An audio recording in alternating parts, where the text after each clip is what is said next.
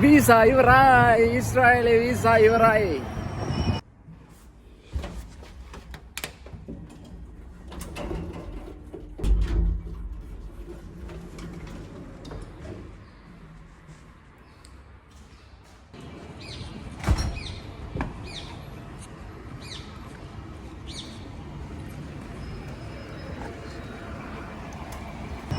ඔන්න යාළුවනේ බස් එකක් යනවා මම යනවාද?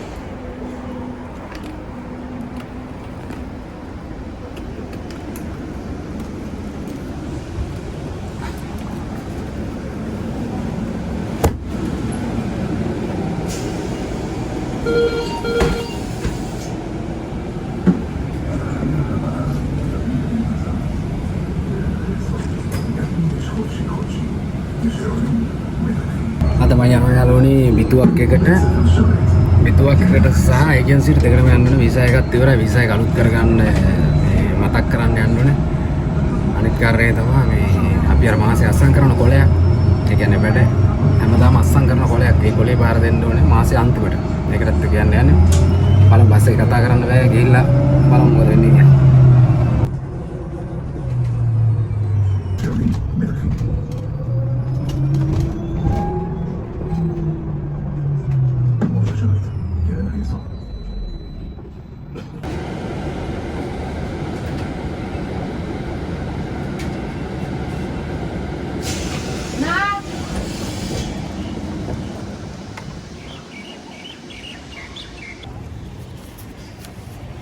මේ යාළුවනේ මං ආවා බස් එකෙන් බැස්සා.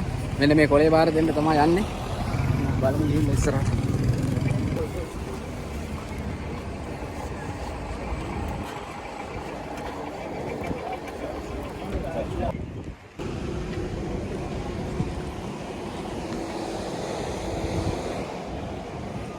නම් බාර දුන්න යාළුවනේ මේ ඒජන්සියට ගියා. ඒජන්සිය මිස් කොහේ හරි ගිහිල්ලා. මේ එනකන් ඉන්නකෝ මං ආවා එළියට සුපර් ෆාම් එකට ගියා බස් කාඩ් එකට සෙකල් 50ක් දාගන්න. මේකේ සෙකල් 50ක් තියෙනවා වාචික කාඩ් එකට දාගෙන ඉන්න සල්ලි. මේ ඒ නිසා මං කිව්වා ඕනේ නැහැ කියලා සල්ලි දාන්න. දැන් යනවා මම ෆෝන් එකක් බලන්න. මගේ ෆෝන් එක ගන්නම දෙයක් නැහැ. Android ෆෝන් එක ඩිස්ප්ලේ එක ගියා. වැඩක්ම නැහැ. දැන් මේකට WhatsApp හදාගෙන තියෙන්නේ. මේ ෆෝන් එකෙන් තමයි හැම ඔයගොල්ලෝම කරන්නේ. ලැප් එකත් පිච්චුණා. විස්තරේ පස්සේ කියන්න. යන ගමන් අපි කතා කරමු ඉස්සරහට ගිහින්. ඊළඟට යන්න තියෙනවා බේකරියට බනිස් ගන්න. දැන් යනවා බේකරියට. මොකද දැන් මේ ඉක්මනට ගෙදර යන්නත් එපයි. ශනිකව වැඩ ටික කරගන්න ඕන. මෙන්න මේ කඩේ මගේ යාළුවෙක් ඉන්නවා. බලමු ඉන්නවද කියලා. Hi brother. Listen. Bye.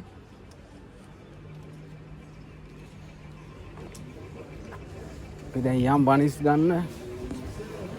බලමු මොනවද තියෙන බනිස් කියලා. බනිස්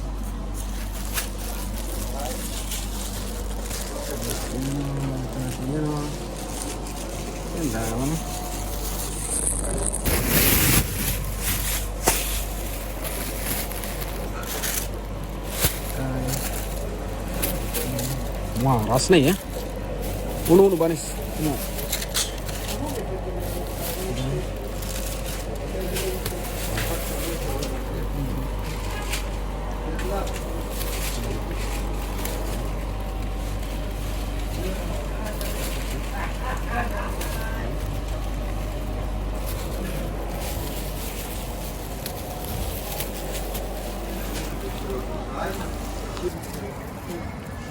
ඔන්න බනිසුත් ගත්තා. දැන් තියෙන්නේ යන්න. යන් ඉස්සරහට. දැන් අද ආපු වැඩවලින් වැඩ දෙකයි කරගන්න පුළුවන් උනේ. දෙකයි නෙවෙයි තුනයි. හරිද? දැන් මම අද ආවේ එකක් වීසා එක අලුත් කරගන්න ඒ ගැන කතා කරගන්න. ඊළඟට මගේ කොලේ බාර දෙන්න අර මාසෙ වැඩ කරන. ඊට අමතරව බස් කාඩ් එකට මේ සල්ලි දාගන්න. බනිස් ගන්න. ඔන්න ඔය වැඩ 4ට තමයි ආවේ. නමුත් කරගන්න හම්බුනේ වැඩ 3යි. තව එකක්. ෆෝන් එකක් බලන්න. ඩිස්ප්ලේ එක ගියානේ ෆෝන් එකේ. මම අර කිව්ව ඉස්සල්ලාම කියන්නම් කියලා. ෆෝන් එකේ ඩිස්ප්ලේ එක ගියා. ගන්නම දෙයක් නැහැ. ටච් කරපන් දැන් ඊයේ මම WhatsApp එකෙන් ගෙදරට කෝල් එකක් ගන්න හදනකොට අම්මට මේ ගෲප් කෝල් එකක් කරනවා. මම ඉක්මනට SIM එක ගැලෙවුවා. වැඩේ හරියන්නේ නැහැ.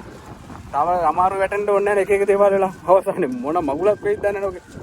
ටච් කරාම වෙන මොකක් හරි මේ ටච් වෙන්නේ. ඉතින් එහෙනම් ඩේන්ජර් නේ වැඩේ. ඊට පස්සේ මම මොකද කරන්නේ මේ SIM එක ගලවලා දැම්මා iPhone එකට. ඉතින් යන හොඳයි වගේ. ඇම්බුලන්ස් එකක් යනවා. මොකක්ද යා? ඉතින් ඊට පස්සේ මේ අයිම කරලා දැම්ම ෆෝන් එකේ තේරුමක් නැහැනේ. ඊට පස්සේ දැන් මට ෆෝන් එකක් ගන්න ඕනේ. ෆෝන් එකක් ගන්න සල්ලි නැහැ මේ වෙලාවේ. 10 වෙනිදාට පඩි හම්බ වෙනවා. එතකොට ගන්නවා කියලා හිතාගෙන ඉන්නේ. නමුත් ෆෝන් වල මිල බලන්න බෑ. මාර සීන් එක කියන්නේ මේ තියෙන සුපර් ෆාම් එකේ හැපැත්තේ. මම ගියා මේ ෆෝන් කඩේකට මේ හැපැත්තේ තියෙන හරිද?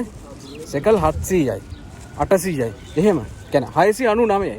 ලංකාවේ වගේ තමයි 699 කියන්නේ 700යි. සමහර ඒවා 800යි. මම ඊට අඩුව නැද්ද කියලා. මම Google එකේ ගහලා බලනකොට තිබ්බා 350ට 400ට එහෙම ෆෝන් තියෙනවා. හරි. දැන් මෙහෙන් අහලා බලනකොට කියලා නෑලු එහෙම එක. ගියා තව කඩේ. ඊට පස්සේ මේ KSP කියලා තියෙනවා මෙහි. කියන්නේ ඔන්ලයින් මේ කඩයක්. ඔන්ලයින් කියන්නේ මේක හැම නගරයකම තියෙන බ්‍රාන්ච් එකක් ඒක. කියන්නේ ඊශ්‍රායලේ පුරාම තියෙන එක. අර අබාන්ස් වගේ සිංග වගේ ඒ වගේ. ඒකේ ගිහිල්ලා බලනකොට සෙකල් 300 ගානකට ෆෝන් එකක් තියෙනවා 330යි. Samsung A7 ද මොකද්ද මන්ද? මම කව මට WhatsApp විතරක් භාවිතා කරන්න තිබ්බනම් ඇති, කෝල් ගන්න තිබ්බනම් ඇති. මේ වෙන වැඩ කරන්නේ නැහැ නේ. ඉතින් Android එකෙන් වැඩි. ඊට පස්සේ මම කව මේ ඕඩර් කරලා යන්න ඕනද නැත්නම් පස්සේ 10 වෙනිදාට ඇවිල්ලා ගන්න පුළුවන්ද කියලා. හරියට ඕන වෙලාවක එන්න ස්ටොක් එකේ තියෙනවා කිව්වා. ඉතින් බලන්නකොනේ ලංකාවේ වගේ තමයි. කඩවල් 3-4කටවත් යන්න ඕනේ මෙහෙම බඩුවක් ගන්න ඕන නම්. නැත්නම් මේ එක එක ගණන් තියෙන එක එක කඩවල. යන් දැන් කඩේට පොඩි බඩුවක් ගන්න තියෙනවා. А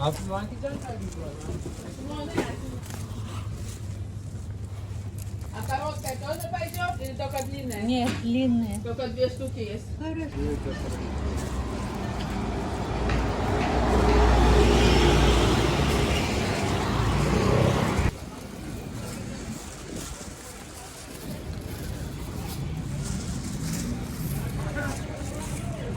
හරි වැඩ ටික ඔක්කොම කරගත්තා. දැන් යන්න තමයි තියෙන්නේ. බස් එකක් බලමු 172ක් එනවද කියලා.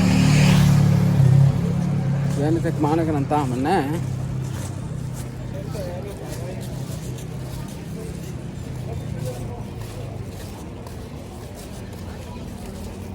එතන පුටුවක් තියෙන පොඩ වාඩි වෙලාම බස් එක එනකම්. පැය භාගයක් විතර දැන් මෙතන ඉන්නවා. තාම බස් එකක් නැහැ මේ. බස් එකක් නැහැ. බලමු තව විනාඩි 10ක් 15ක් නේ. මේ ගොඩක් අය ඉන්නවා මෙතන සරක.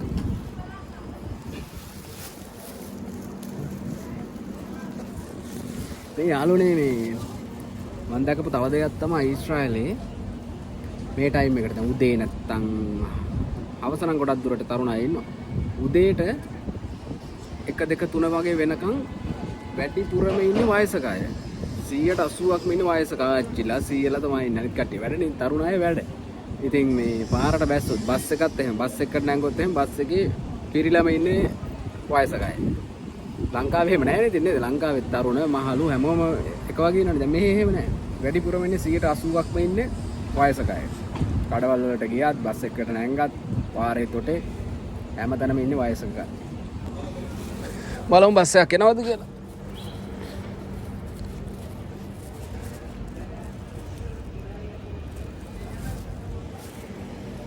වෙන තෙක් පාන එක බස් එකක් නැහැ.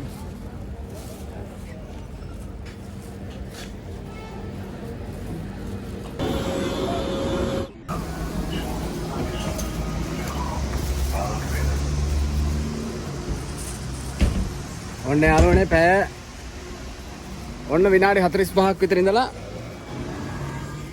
බස් එකකට නැංගා මේ 172 බස් වලනේ මම එන්න ඕනේ. නමුත් 89 බස් එකක් තමයි ආවේ නැංගා කොහොම හරි. දැන් මෙතන ඉඳන් කිලෝමීටරයක් විතර පයින් යන්න තියෙනවා. කරන්න දෙයක් නැහැ. වෙලාවත් පහුවෙලා තියෙන්නේ. දැන් වෙලාව එකටත් කිට්ටු 12:45ට විතර ඇති. ඉතින් මේ ආච්චි සීයා බලා ගන්නවා මං එනකන්. නමුත් ඕනට වැඩිය මේ chance ගන්න හොඳ නැහැ නේ මගේ වැඩවලටත් එක්ක නේ ගියේ ඒ නිසා මම දැන් යනවා පයින් බලමු ඉස්සරහට ගිහිල්ලා මොකද වෙන්නේ කියලා මොනා කරන්නද පයින් යන්න වෙනවා ඉතින් මේ ටික අපි යමු පයින්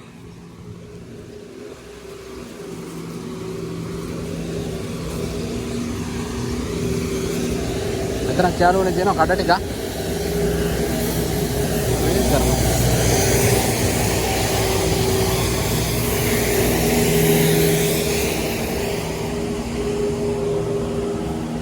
එන්න 271කුත් යනවා මේ ටවුන් එක පැත්තට යන්නේ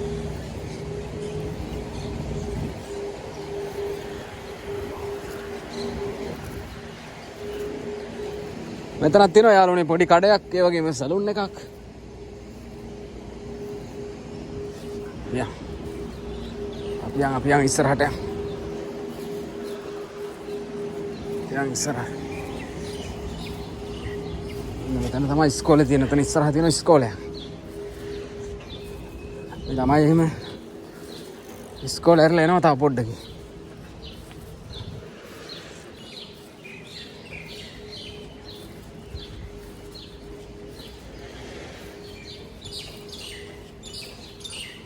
ආච්චි උඩටලා බලන් ඉන්නවද දන්නේ මං එළියට ගියාම ආච්චි බලන් ඉන්නවා කීයට දෙන්නේ කියලා සමහරලාට එළියට දාලා දොර වහනවා මාව එහෙම සීනුත් වෙනවද මං කිව්වේ පැය භාගයක් පරක් වුණොත් තින් කෝල් කරනවා කෝල් එනවා මේකට ආච්චි කෝල් කරනවා අපි යට ඉන්නේ දැන් කතා කරන්න අවශ්‍ය නැහැ